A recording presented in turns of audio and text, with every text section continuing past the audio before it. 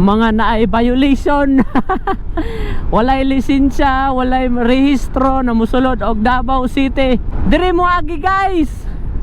Wow! Yes! For today's video guys, narita karon dire sa Panabo City, specifically dire sa flyover nila. Ang ato ang lakaw karon guys, gikan dire sa Panabo, moadto ta og Davao City.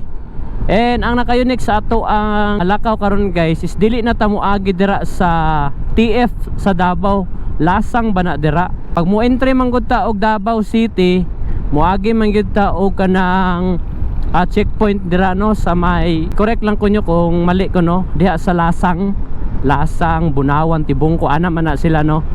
So after nato dito sa flyover, maagi din taog katong ilahang traffic light. Then dire sa may unahan kaning kanto gyapon pa Imcor. So dire ta mo liko patuo. So na ako i-share na dalan dire sa inyo ha guys, na makaabot ta og Davao City na dili ta moagi dito sa checkpoint. Gusto lang po nako i-credit ni siya no sa nag-share sa tuwa ani na dalan, sa yaha pod iyang personal experience pagkuha sa iyang motor, wala pay rehistro and kailangan niya moadto og Davao. So diri siya nagaagi kay wala pa may rehistro iyang motor. Okay po ni diri no kay basig og nay kantay nay dakop diha sa may checkpoint sa TF. Pwede na moagi diri. No? Mao? Ako kay rehistro. Kung ako pa ang motor. No? Ako kay rehistro. So kung madakpan siya, maparahan siya, automatic magka-violate siya no. Kaya wala pa may rehistro yung motor. Temporary na explore niya ni nadalan dire. So dire siya sa nagaagi pa sulod og Davao na dili mo agi og TF. For today's video, ako anang i-share sa inyo ha guys. Direta mo agi sa barangay New Visayas. So subay-subay lang gitaan ni na road and maningkamot ko na tanang mga kanto na possible na ato ang maagian is ma-videohan nato. Di lang nato ma-full video tanan pero paningkamutan ako na every kanto na importante kaayo. So kuhaan nato. Let's go! Pag-abot nato sa pinakatumoy direta sa Patuo. So dili kay ta mapapag diri no kay ang pawala semento man to. Subayon lang gud nato ning espalto guys. Na may mga nagway na mga dalan dire pero subayon lang gud nato ning main road kaning espalto. Same ani oh. So subay lang gud ta ning espalto. Okay, pagabot nato sa pinakato may maning crossing guys. Direta mo agi sa pawala. Pawala ta dire. Nagyan na nato ni dire guys kato nag-vlog ta Panabo to Kalinan. Na-mention nila na dalan ni padulong kuan Buena Vista. Okay, sa ato ang pagsubay-subay maabot ta dire guys sa kaning murag na ay arko nila no. Napoy mga barricade. After dito sa arko guys, dire ta muli ko sa wala. Ay sorry, Patuo. Patuo ta. Patuo. Then after nato ning liko Patuo, makakita ta ng murag barangay unsa na Upper Likanan. So dili ta mo liko sa wala guys, pawala ta. Dili ta mo sulod dira.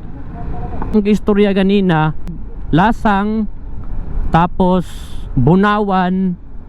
Uy, napo day Bunawan, Davao City dito oh. Wala ko kabalo dito na dalan, diri lang sa ta. A few moments later. Balik ta guys, balik. Dito na dito dapat mo agi sa katong nay karatola na to Bunawan, Davao City. After nato ning likog pawala dito sa naay arko na barangay Likanan. So dire dito mo agi kani yung nakabutang auto Bunawan, Davao City. Sorry guys, apil mo og kasaag. After nato ning liko dito no pawala. Actually pawala to siya kung gikan ta dito sa kung wala ta na saag. So makagita og naay gamay na rough road dire pero pila lang ni siya ka meters, wala na siya kaabot og 1 ka kilometro. Ayay, sayang ang washing. So pagabot ta sa unahan gamay inaana dayon sementa. Let's go. Okay, sa to ang pagsubay-subay, nakasulod na ta dire sa Bunawan, Davao City. Dire sa may San Isidro. Pagsubay na to, nakakabot na dire sa may naay crossing guys, Budawan proper, Mahayag, Indangan. Wala ko balo asa ning Patuo ug kaning Pawala. Siguro lapos gyapon na dito sa may National Highway. Pero direta mo agi guys, pa straight. Okay, subay lang po nato to na dalan guys. Hantod maabot adre sa pinakatumoy, direta Pawala. Wala ko kabalo kung paasa ning Patuo. Pero direta mo liko guys, Pawala to Bunawan proper. Uy sir, black na kayo sir. Okay, nanapod tayo kanto nakitaan kaning Patuo, Pamahayag, Indangan na siya. Diha ning lapos atong gikanta og Kalinan. Kita dito sa Mandog, sa Waan, sa Smoky Mountain, sa Kabantian. Sa painagyan nato dito Buhangin. Pero wala taniagi dito sa sentro gyud sa Buhangin no, sa diversion. Wala na taniagi dito. Para malikay po sa traffic. Successful ang ato ang pag-explore. So nabot ata diri sa National Highway nila. Kaning Patuo, padulong na gid na siya sa sentro sa Davao City. So magian nito ang Tibungko, Panakan, tapos kaning Pawala pagawas na ni sa Davao City. Murarataan ni og nag mini loop. So kato lang guys no. Gusto lang na ako ni i-share sa inyo ha. Gi-vlog lang po nato ni dili tungod kay ato ang konsentihon ang mga naay violation. Walay lisensya, walay rehistro na musulod og Davao City. Diri mo agi guys. So ang ato alang is gi-vlog lang nato no kay syempre gibuhat man na nadalan sa gobyerno. So nganong dili man nato gamito na dalan, di ba?